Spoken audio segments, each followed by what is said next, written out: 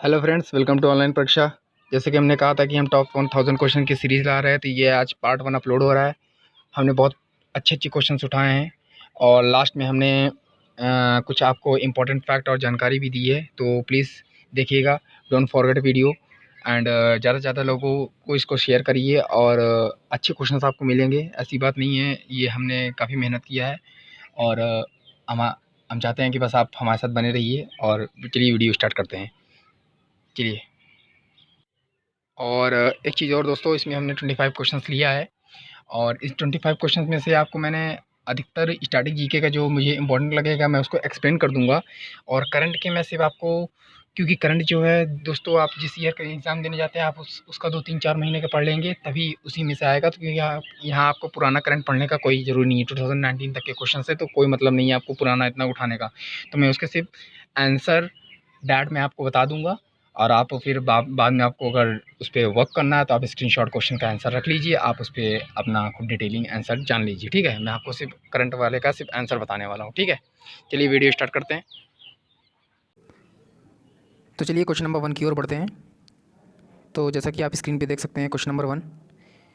Question number 1 ये कह रहा है, ग्रेटा थुनबर्ग किशोर सनसनी और वैश्विक जलवायु परिवर्तन क्रूसेडर निम्नलिखित में से किस यूरोपीय देश से है। एक बार इंग्लिश में पढ़ देता हूँ। Greta Thunberg the teenage sensation and global climate change crusader is from which of the following European countries. तो आपके सामने ऑप्शन है Finland, Germany, Sweden and Belgium. तो इसका आंसर फ्रेंड्स आप जैसा कि नीचे दे सकते हैं, स्वीडन है। ये स्वीडन, स्वीडन, ठीक है। और स्वीडन, ये स्वीडन और फिनलैंड, जर्मनी, बेल्जियम। अब स्वीडन की यहाँ बात हो रही है तो हम स्वीडन के बारे में थोड़ा बात कर लेते हैं। तो स्वीडन, स्वीडन के फ्रेंड्स वो क्या है, क्या बोलते हैं, ये स्वीडन पहली बात पड़ता कहाँ है। स्वीडन फ्रेंड्स पड़ता है, एक मिनट, थोड़ा प्रॉब्लम हो गया, ठीक है। हाँ फ्रेंड्स, स्वीडन की बात हो रही है तो स्वीडन ये यूरोप महाद्वीप में है। क्या है, यूरोप महाद्वीप, ठीक है। और इसकी अगर हम कैपिटल की बात करें तो कैपिटल कहाँ है, इसका कैपिटल है स्टॉकहोल्म, STOCK, स्टॉक कोलम, ओलम, OLM, ठीक है। और यहाँ पे करेंसी कौन सी चलती है, करेंसी की अगर बात करें तो करेंसी है यहाँ Swedish, Swedish, Swedish corona, corona, corona यहीं से आया है क्या दोस्तों पहले ही बता दिया था इन्होंने कोरोना आने वाला है, स्वीडिश कोरोना। तो यहाँ का वो है। तो इतना डिटेल अभी हमने स्वीडन के बारे में जाना। अभी ना बाकी इसमें गिवन ऑप्शंस को भी डिस्कस कर लेते हैं। फिनलैंड पहला है, फिनलैंड। तो फिनलैंड कंट्री की बात कर रहे हैं तो सेम फिनलैंड में वही तरीका, फिनलैंड, ठीक है। कहाँ से है, यूरोप, ये भी यूरोप से ही बिलोंग करते हैं, मतलब कि यूरोप महाद्वीप। और सेकंड, ये इसकी कैपिटल क्या है, हेलेंसकी। कहाँ क्या है, हेलेंसकी, हेलेंसकी। और यहाँ पे जो करेंसी चलती है यूरो, क्या चलती है, यूरो, ठीक है फ्रेंड्स, यूरो। फिनलैंड की करेंसी यूरो है, करेंसी यूरो है, कैपिटल हेलेंसकी है। अब इसमें दूसरे मतलब कि डिस्कस कर लेते हैं। तो दूसरा है जर्मनी, जर्मनी भी वेस्टर्न यूरोपियन कंट्री में आता है और यहाँ कैपिटल बर्लिन है। क्या है, बर्लिन, बर्लिन, यहाँ की कैपिटल बर्लिन है और यहाँ की भी करेंसी यूरो है, ठीक है फ्रेंड्स, यूरो। और लास्ट है बेल्जियम, बेल्जियम को भी डिस्कस कर लेते हैं।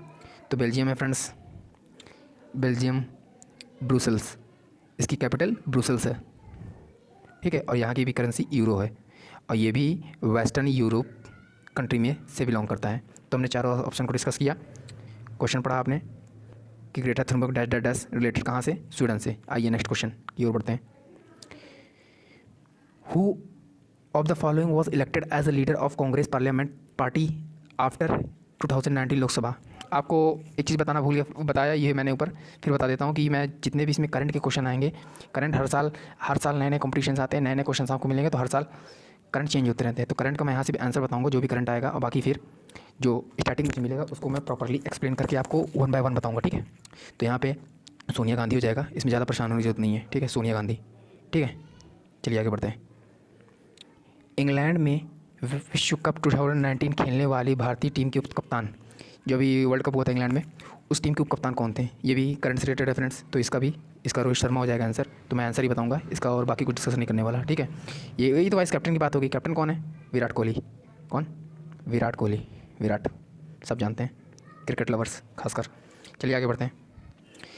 क्वेश्चन नंबर 4, बांग्लादेश ने जून 2019 में इंग्लैंड में आयोजित 2019 विश्व कप में अपने पहले मैच में किसे हराया था? तो ये भी दोस्तों करंट से रिलेटेड हुआ, क्योंकि 2019 के विश्व कप के का क्वेश्चन पूछ रहा है, तो इसका मैं डायरेक्ट आंसर ही बताऊंगा। तो इसको हराया था साउथ अफ्रीका। ये option 4 south Africa. South Africa की बात हो रही है, तो फ्रेंड्स साउथ अफ्रीका में इन्होंने अपना पहले मैच में इनको हराया था, और इन्होंने 21 रन से ये मैच जीता था। इंपॉर्टेंट नहीं है, लेकिन मेरे को याद था तो मैं सोचा बता देता हूँ आपको, ठीक है। चलिए आगे बढ़ते हैं फिर। क्वेश्चन नंबर 5 पे आ जाइए। In the world of computer what is UBUNTU? Ubuntu क्या है? तो उबंटू क्या है फ्रेंड्स? ये रहे ऑप्शंस। तो जैसा कि आपको स्क्रीन पे दिख रहा होगा कि क्वेश्चन नंबर कौन सा ये 5। तो उबंटू एक जगह आता, कोई खास नहीं, इसमें आपको याद रखने की जरूरत नहीं है। उबंटू जैसे विंडो एक ऑपरेटिंग सिस्टम होता है, विंडो 8 होता है, विंडो 10 होता है, 8.1 होता है, समथिंग लाइक दैट।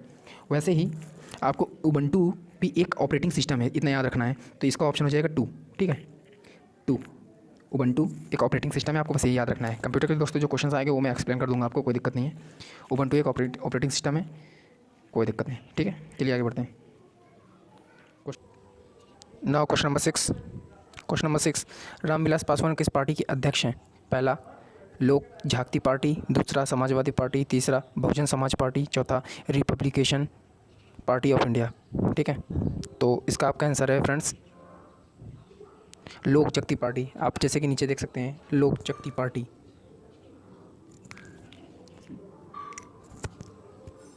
ये ऑप्शन आपका 1 लोक शक्ति पार्टी, ठीक है। लोक शक्ति पार्टी। अब इसमें दोस्तों लोक शक्ति पार्टी हो गया। अब इसमें ऑप्शन 2 समाजवादी पार्टी के अध्यक्ष की बात कर लेते हैं। तो समाजवादी पार्टी के अध्यक्ष हैं अखिलेश यादव, यूपी गवर्नमेंट, अब अखिलेश यादव। और question option 3 Bahujan Samaj party के अध्यक्ष की बात कर लेते हैं, तो वो है मायावती। कौन? मायावती। और republication of party of India के अध्यक्ष की बात कर लेते हैं, तो वो है रामदास अठावले। क्या है? रामदास डैश अठावले, ठीक है। अठावले ATHA वाले WALE वाले, ठीक है, अठावले, ठीक है। चलिए आगे बढ़ते हैं। क्वेश्चन नंबर 7, निम्नलिखित में से कौन सी नदी दक्षिण गंगा के नाम से प्रसिद्ध है? पहला कृष्णा, दूसरा गोदावरी, तीसरा पेरियार, चौथा तुंगभद्र। तो इसका आंसर है फ्रेंड्स गोदावरी। आप स्क्रीन पे देख सकते हैं गोदावरी। अब गोदावरी की बात आई तो गोदावरी के बारे में थोड़ा बात कर लेते हैं। फ्रेंड्स।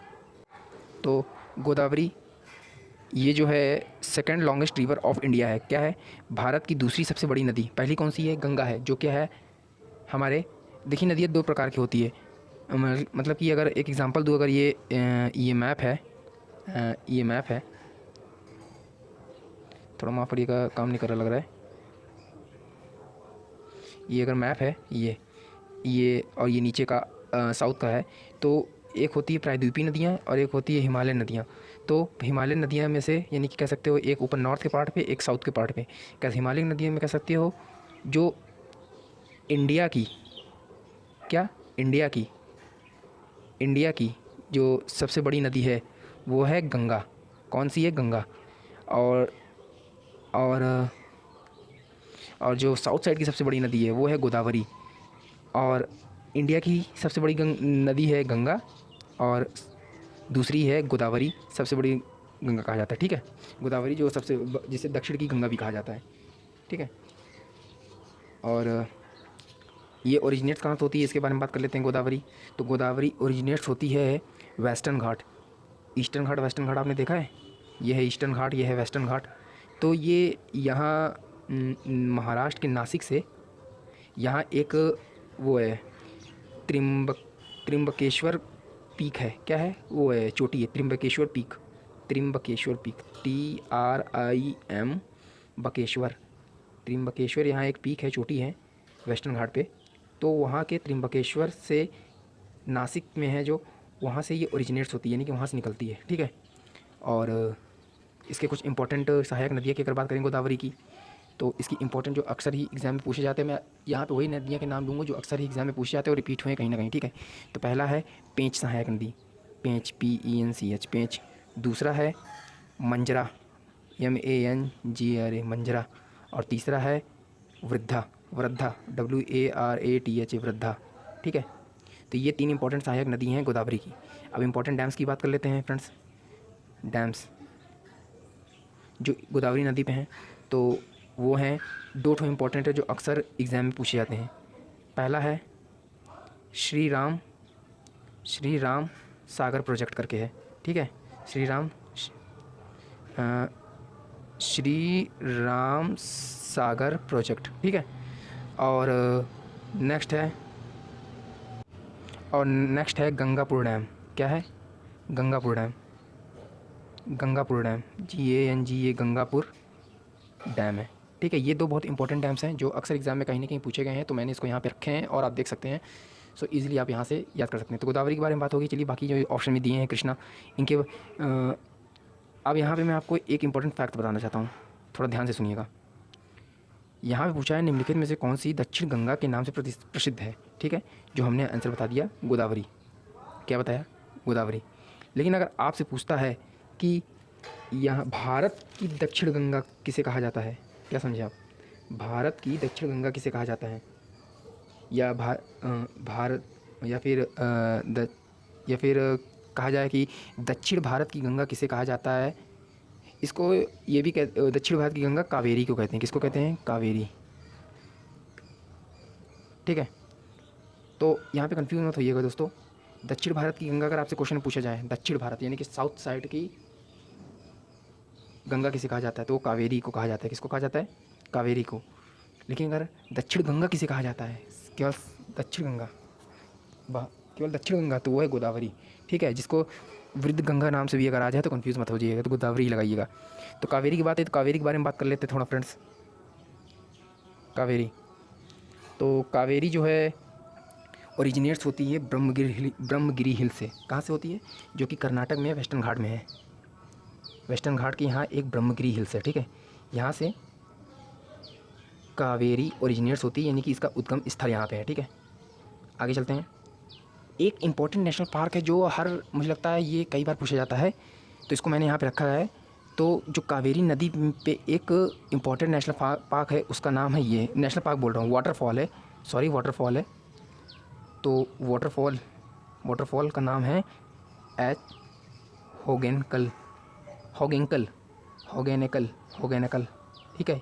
ये एक वाटरफॉल है जो कई एग्जाम में पूछे जाते हैं, CHSL हो, NTPC ग्रुप डी हो, तो ये वाटरफॉल पूछा जाएगा किस नदी पे है, तो यह बताइएगा कावेरी नदी पे है, ठीक है। आगे बढ़ते हैं। कावेरी नदी, जैसा कि आपने देखा होगा, कावेरी नदी की अब सहायक नदियों के बारे में बात कर लेते हैं। कावेरी नदी की सहायक नदियाँ, तो इसकी पहली है हेमावती। कौन सी है? हेमावती। दूसरी है काबिनी। कौन सी है? काबिनी। और तीसरी है भवानी। चौथी है अमरावती, ठीक है।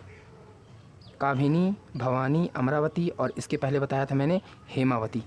तो ये 4 ही मैंने इसलिए लिए हैं क्योंकि कहीं ना कहीं एग्जाम में ये पूछे गए हैं। तो और भी सहायक नदी है, लेकिन मैंने इंपॉर्टेंट उठाए हैं जो कहीं ना कहीं बार बार पूछे गए हैं, तो आप इनको ध्यान में रखिएगा।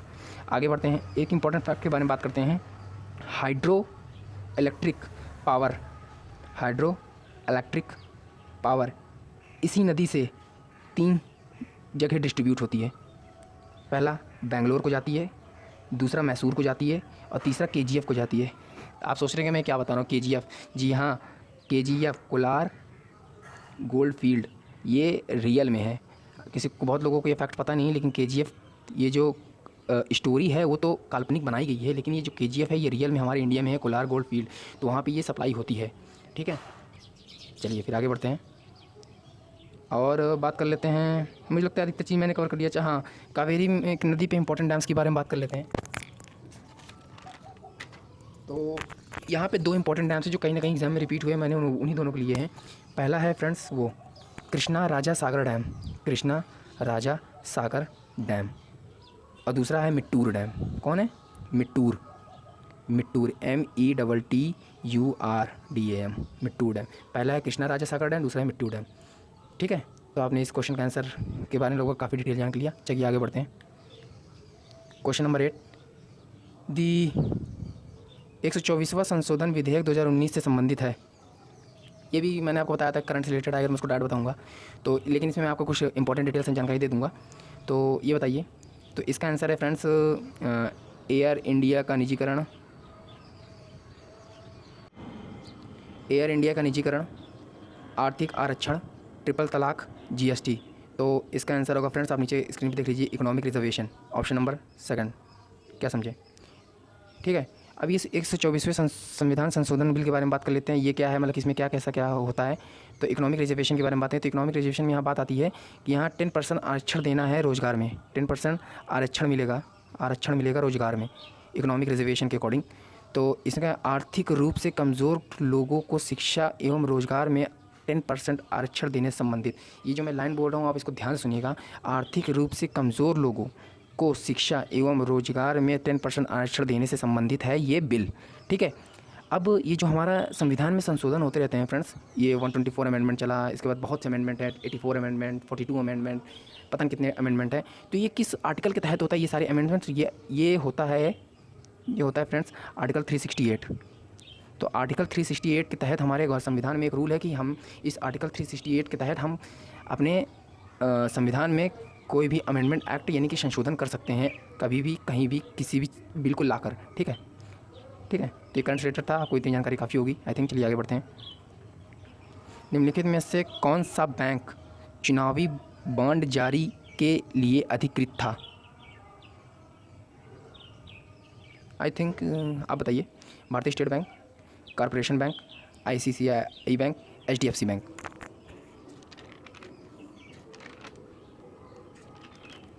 तो इसका आंसर होगा friends state bank of India. आप नीचे देख सकते हैं स्टेट बैंक ऑफ इंडिया। तो स्टेट बैंक ऑफ इंडिया के बारे में अगर बात कर रहे हैं तो ये भी करंट से ही रिलेटेड है, जहाँ तक मुझे लग रहा है। हाँ, लगभग करंट से ही रिलेटेड है। तो HDFC और कॉरपोरेशन बैंक, ICICI बैंक। तो स्टेट बैंक के बारे में बात कर रहे हैं तो स्टेट बैंक का 3 चीज़ के बारे में बात करेंगे। इसका हेडक्वार्टर कहाँ है और ये कब इस्टेब्लिश हुआ था और इसके MD और CEO कौन है। ठीक है, चलिए बात करते हैं स्टेट बैंक ऑफ इंडिया के। सबसे पहले बात करते हैं कब इस्टेब्लिश हुआ था। ये इस्टेब्लिश हुआ था 1 जुलाई 1955। ठीक है, और इसका हेडक्वार्टर कहाँ है? इसका हेडक्वार्टर है मुंबई। कहाँ है? मुंबई। और इसके MD और CEO अभी हाल ही में कौन है? तो इसके MD हैं managing director Rajnish Kumar, MD है SBI के। चलिए आगे बढ़ते हैं, क्वेश्चन हो गया। क्वेश्चन नंबर 10, मई 2019 में नई केंद्र सरकार के शपथ ग्रहण के बाद निम्नलिखित में से किसे युवा मामले और खेल पोर्टफोलियो आवंटित किया गया? ठीक है, क्वेश्चन आप एक बार पढ़ लीजिए। पहला है के मुरलीधरन, किरण रिजिजू, प्रताप चंद्र संग्रानी, स्मृति ईरानी। ठीक है, तो ये भी करंट से रिलेटेड है फ्रेंड्स। मैं आपको इसका सिर्फ ऑप्शन, तो इसका आंसर होगा किरण रिजिजू। आप शायद नीचे स्क्रीन पे देख सकते हैं किरण रिजिजू। ठीक है, किरण रिजिजू कौन है ये बता देता हूँ आपको। किरण रिजिजू हमारे खेल मंत्री है, स्पोर्ट्स मिनिस्टर है। कौन है? Sports minister. ठीक है, चलिए आगे बढ़ते हैं। क्वेश्चन नंबर 11, अंतर्राष्ट्रीय बैंकिंग टैक्स के संदर्भ में SWIFT का पूर्ण क्या है? कुल मिला के आपको ये पूछ रहा है स्विफ्ट का फुल फॉर्म बताइए क्या है। तो आपके नीचे देखिए कई एग्जांपल है। Society for world wide international finance transaction, society for world wide international finance telecommunication, society for wireless international financial transaction, society for world wide inter bank financial telecommunication. तो बताइए फ्रेंड्स इनमें से कौन सा है? थोड़ा अपना होल्ड करके आप आंसर को बता सकते हैं। ठीक है, तो ये है, इसमें होगा society for world wide inter bank financial telecommunication. आप सही एकदम सोच रहे हैं। तो वेट, ये ऑप्शन 4। ठीक है, ऑप्शन 4 है। ठीक है, आगे बढ़ते हैं। गुजरात का प्रसिद्ध द्वारकाधीश मंदिर निम्नलिखित में से किस नदी के किनारे स्थित है? ताप्ती, गोमती, लूनी, नर्मदा। देखिए दोस्तों, चलिए बताइए, होल्ड करके आप बता सकते हैं, नहीं तो इसका आंसर होगा गोमती नदी। ठीक है, गोमती नदी। अब यहाँ नदी के बारे में बात आई तो यहाँ मैं नदी से रिलेटेड कुछ जानकारियाँ आपसे शेयर करना चाहूँगा। पहला है गोमती नदी। गोमती नदी के बारे में छोड़िए, ये निम्नलिखित में से द्वारकाधीश मंदिर किस नदी के किनारे है? तो ये आपने बता दिया मुझे, गोमती नदी। ठीक है, द्वारकाधीश मंदिर किस भगवान के लिए ज़्यादा मतलब कि किन भगवान को समर्पित है ये मंदिर?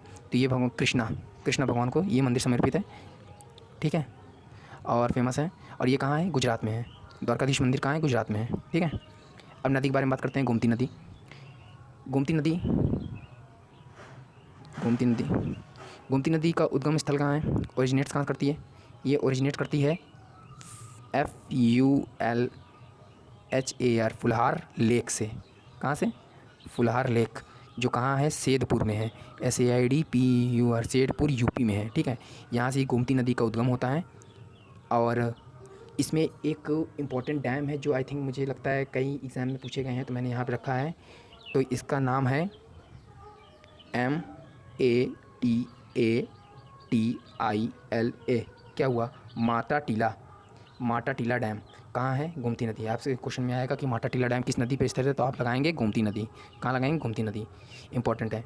एक और इम्पॉर्टेंट क्वेश्चन बनता है जो काफ़ी लोगों को पता नहीं होता है। तो गोमती नदी के किनारे 4 बड़े शहर बसते हैं जिनका नाम मैं अभी बताने जा रहा हूँ। सीतापुर, कौन से? सीतापुर / लखनऊ / सुल्तानपुर / जौनपुर। है तो 2-3 तो और हैं, लेकिन ये 4 अगर आपको ऑप्शन दिखेंगे, कोई एक दिखेगा तो आप इसी में से मार के आएंगे। क्या समझें?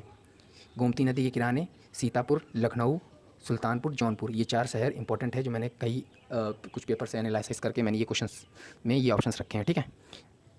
अब गोमती नदी के बारे में बात होगी इतनी। अब चलिए तापी नदी के बारे में बात कर लेते हैं, ठीक है। ऑप्शन मैंने बोला था ना, मैं ऑप्शन को भी एक्सप्लेन करूँगा फ्रेंड्स। तो तापी नदी के बारे में बात कर लेते हैं। तो तापी नदी ओरिजिनेट होती है बैतूल ज़िले के मुल्ताई के पास से मिलती है, ठीक है।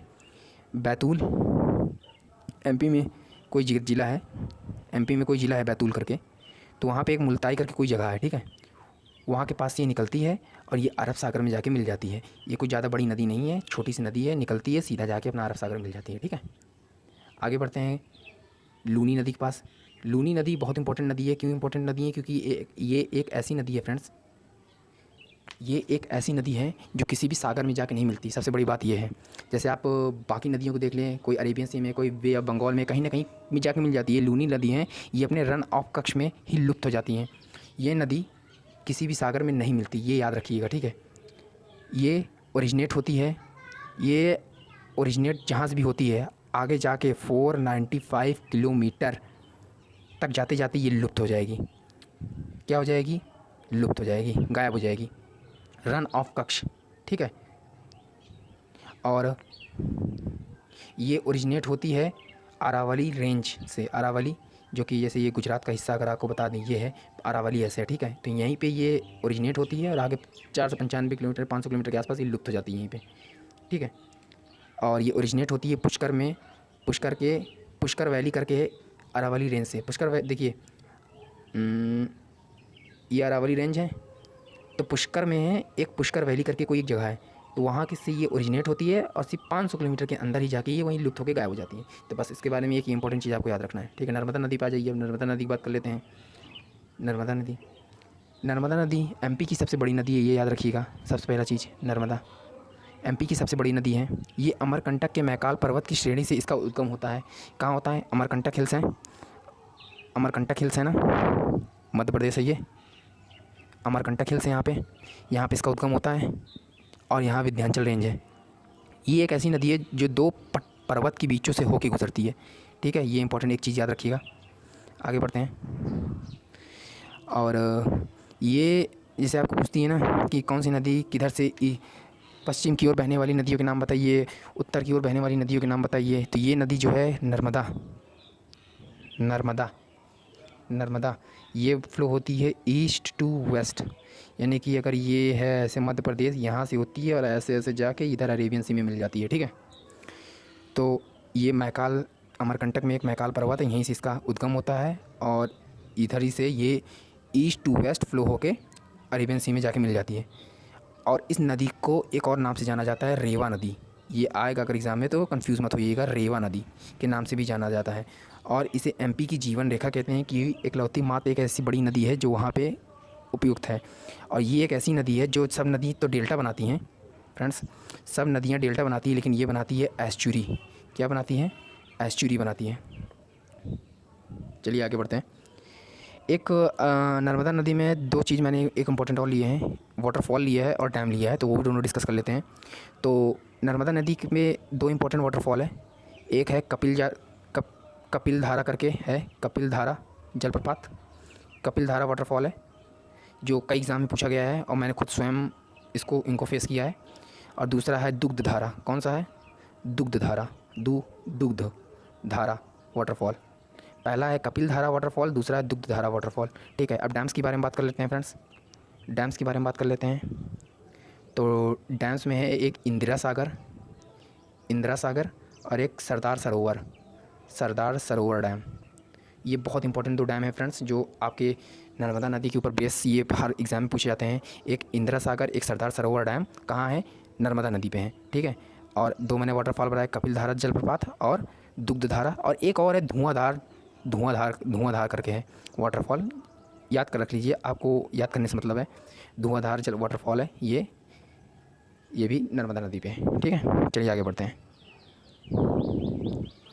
प्रसिद्ध लेखक और कांग्रेस नेता शशि थरूर केरल के निम्नलिखित में से किस निर्वाचन क्षेत्र 2019 के लोकसभा से चुनाव जीते हैं? तो ये भी करंट का ही क्वेश्चन है। हाल ही में शशि थरूर एक बहुत बड़े इनको अभी हाल ही में, आप मुझे कमेंट में बताएंगे इनको किस अवार्ड से सम्मानित किया गया है। इनको अभी हाल ही में अवार्ड से सम्मानित किया गया है, और ये सब करंट के क्वेश्चन है, तो मैं आपको ये इसका सिर्फ वो बताने वाला एक्सप्लेनेशन नहीं दे सकता।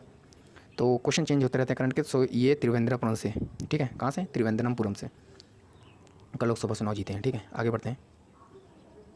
दिसंबर 2016 में national payments corporation of India ने एक मोबाइल भुगतान ऐप विकसित किया है जिसका नाम आप बताइए। जनक, नकुल, गांडीव। ये भी करंट से रिलेटेड है, तो ये भीम है। ठीक है, क्या है? भीम। अब भीम की बात आई तो भीम की फुल फॉर्म के बारे में बात कर लेते हैं फ्रेंड्स। तो भीम का फुल फॉर्म है भारत भीम का फुल फॉर्म है भारत इंटरफेस फॉर मनी। क्या है? Bharat interface for money. और इनको लॉन्च कौन करता है? NPCI। ऊपर नाम भी लिखा है, ये कहाँ गया? ये दिखा रहा हूँ आपको। ये रहा, national payments corporation of India, जिसको बोलते हैं NPCI। यही लॉन्च करता है पेमेंट में भीम का। भीम का फुल फॉर्म है भारत इंटरफेस फॉर मनी। इसे लॉन्च किया था PM मोदी ने। किसने लॉन्च किया था? PM मोदी ने। इनका लॉन्च हुआ था दिसंबर 2016 में। तो इतनी डिटेल दे पाऊँगा, करंट अफेयर का क्वेश्चन है तो चेंज होता रहेगा। ठीक है, आगे बढ़ते हैं।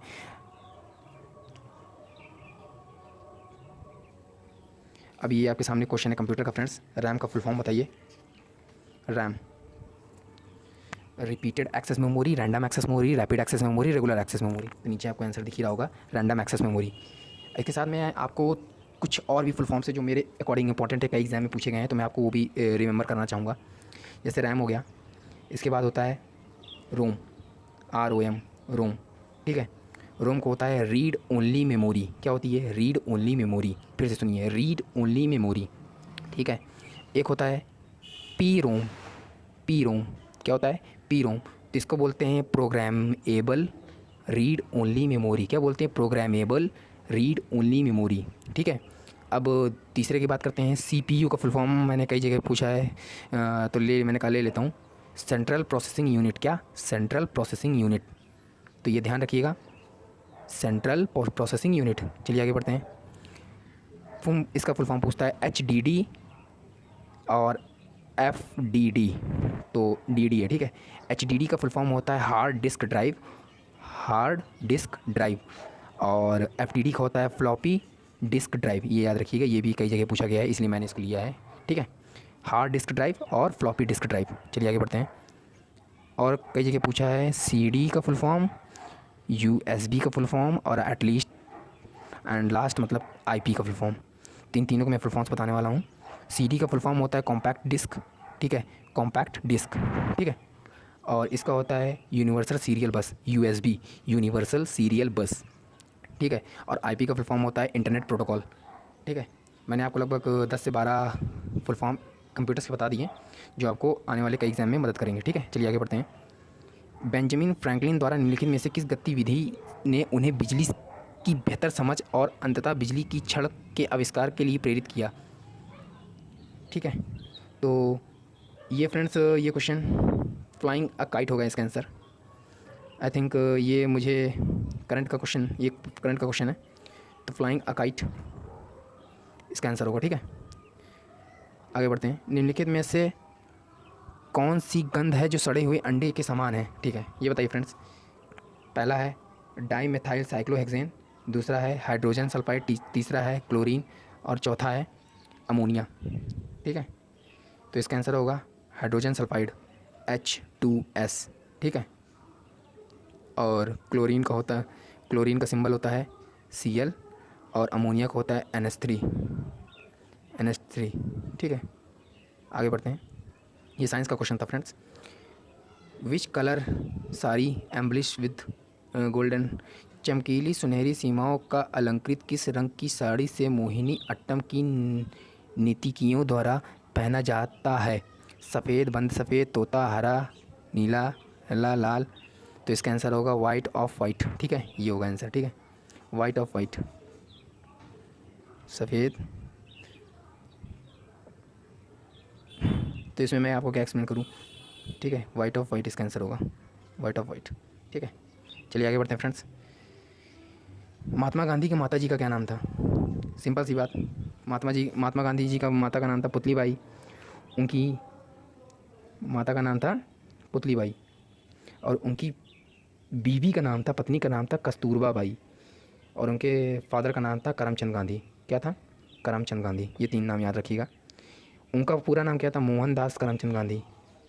क्या था? मोहनदास करमचंद गांधी। ठीक है, उनके पापा का नाम क्या था? करमचंद गांधी। उनकी मम्मी का नाम था पुतलीबाई और उनकी पत्नी का नाम था कस्तूरबा गांधी। क्या था? कस्तूरबा गांधी। चलिए आगे बढ़ते हैं।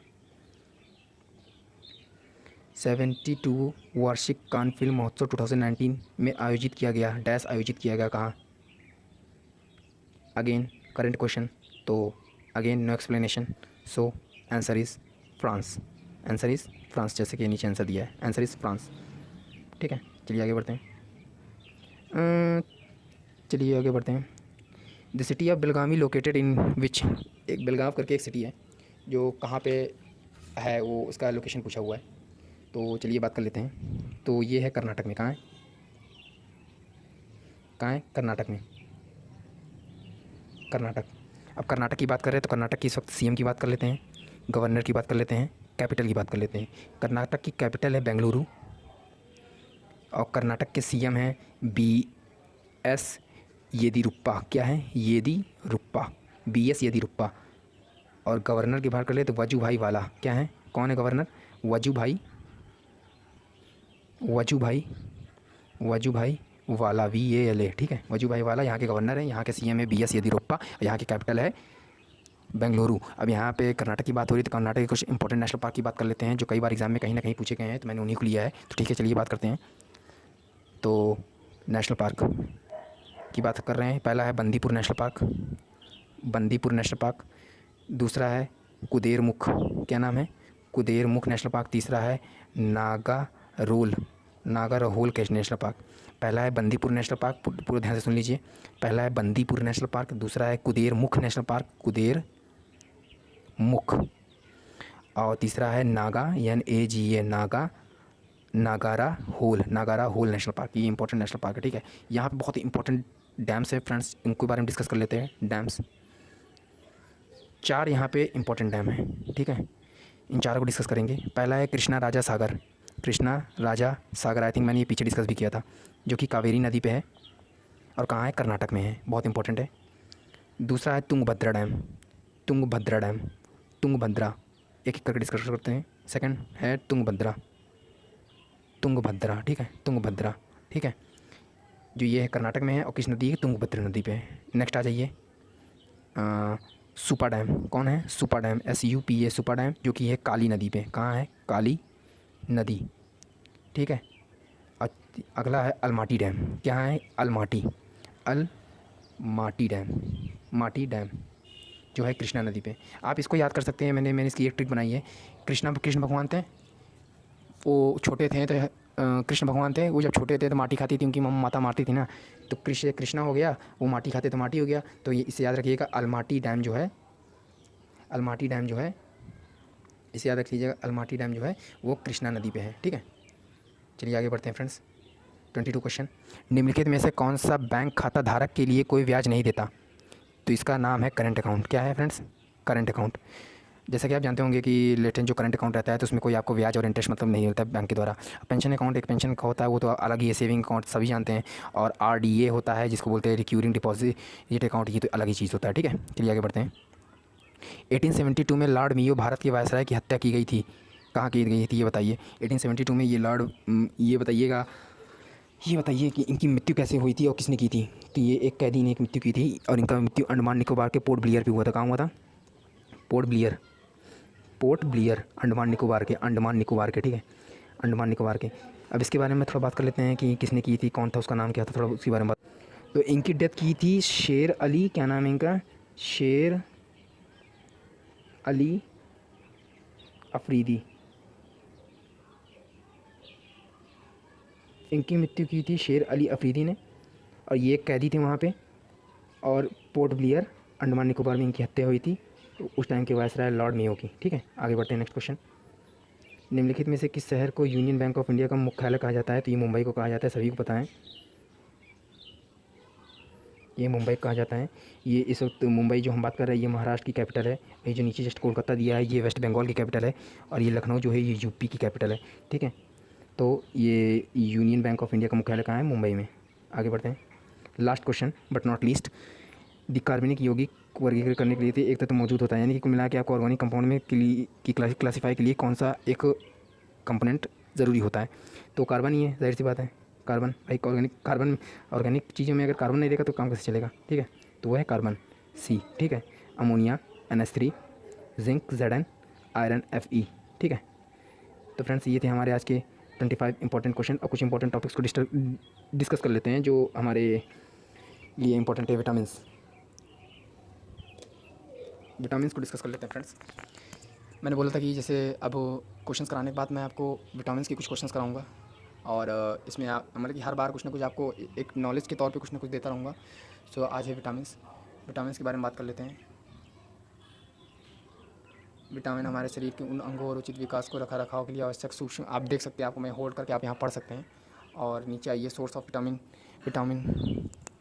विटामिन ए को रेटिनॉल कहते हैं, इसका साइंटिफिक नेम अगर बहुत पूछे जाते हैं। विटामिन ए रेटिनॉल सोर्स कहाँ क्या क्या मिलता है? Dark green and yellow colour vegetables, fruit, oil, vitamin A से मिलता है हमें। बेनिफिट्स क्या क्या है? Eye bones, teeth development, maintaining healthy skin, hair, nails, आँखों की हड्डियाँ, दांतों आदि etcetera. Disease deficiency by vitamin A, vitamin A की कमी से होने वाले रोग, night blindness, dry skin, weak teeth, bones etcetera. ठीक है, अब आ जाती है विटामिन B1। विटामिन B1 का सोर्स है beet, bread, yeast, sprout etcetera. Benefit क्या है? Nervous system, brain function. ठीक है, disease cause by deficiency of vitamin B, weak memory, disturbance in sleep and ये सोने में दिक्कत और याददाश्त में कमी, चिड़चिड़ापन महसूस, विटामिन B1 की कमी से होता है। अगर आपको होता है तो आप समझ जाइए आपके अंदर विटामिन B1 की कमी है।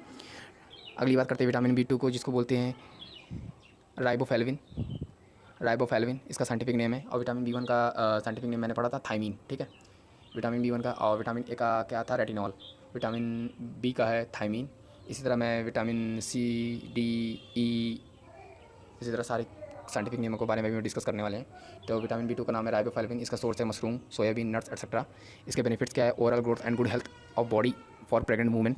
ठीक है, और disease caused by deficiency of vitamin 2, जो इसकी कमी से होता है वो होता है गले का खराश, भूलना, बीमारी, त्वचा सूजन आदि एटसेट्रा।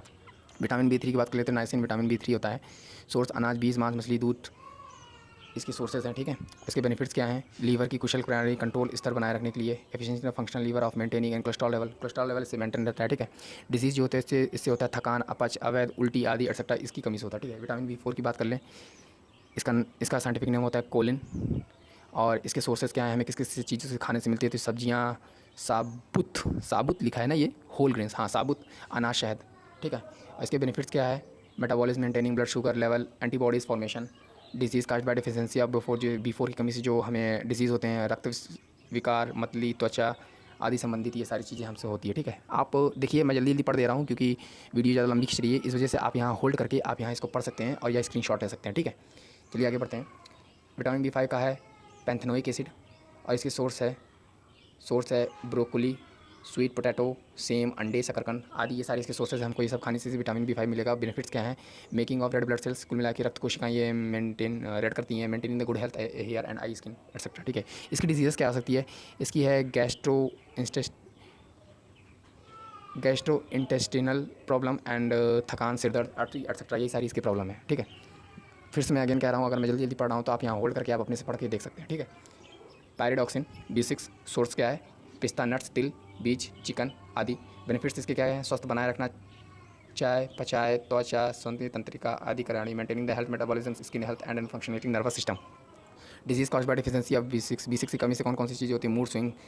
मूड स्विंग, वाह क्या बात है, भ्रम, मांसपेशियाँ। ठीक है, B12 की बात कर लेते हैं। कैल्बो, क्या लिखा है? कोबालामीन, फिश मीट, रॉ मिल्क, ये सबसे मिलता है। और इसके बेनिफिट्स है healthy pregnancy, digestion, maintaining the energy level. Disease cause जिसकी कमी से होता है, जॉइंट पेंस होता है, पुअर डेंटल होता है, हेल्थ क्लिनिक होता है, यही होता है। ठीक है, तो अभी हमने विटामिन ए और बी को डिस्कस कर लिया। अगले हम हो सकता है सी डी के बारे में डिस्कस करें। विटामिन डी को बोलते हैं कैल्सीफेरॉल, और विटामिन सी का नाम होता है एस्कॉर्बिक एसिड। विटामिन हो गया ए बी सी डी, ई भी होता है। ई आप मुझे कमेंट बॉक्स में बताएंगे। ठीक है, चलिए दोस्तों, thank you, take care, like subscribe share ज़्यादा से ज़्यादा शेयर करिए और बनाए रखिए। बस यही चाहता हूँ, ज़्यादा से ज़्यादा दोस्तों के पास पहुँचे। चलिए ठीक है, चलिए ठीक।